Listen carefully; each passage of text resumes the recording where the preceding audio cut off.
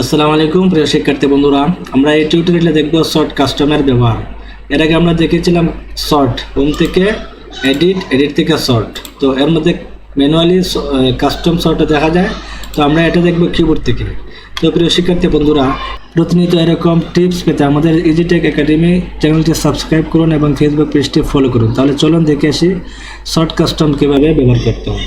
তো প্রথমে আপনারা এগুলোকে সিলেক্ট করবেন, তারপর কিবোর্ড থেকে অল্টার চেপে ASS চাপবেন। চাপার পরে এরকম একটি ডায়লগ বক্স আসবে। আসার পরে আপনারা শর্ট বাই থেকে যেটা আছে সেটাই রাখবেন। তারপর সেলে আপনি যেটা দিয়ে আপনি শর্ট করতে চান সেটি সিলেক্ট করবেন। মনে করুন আমরা কালার দিয়ে করব, তারপর কালার দিব, তারপর এখানে কালার সিলেক্ট করবে। মনে করুন আমরা এই কালারটি দিয়ে সিলেক্ট করে আমরা টপ বটম দিব। মনে করুন এখানে বটম টপ আছে, আমরা টপ দিয়ে দিব। তারপর এখানে কাম শেষ, এরপর আমরা ওকে দিয়ে দিব।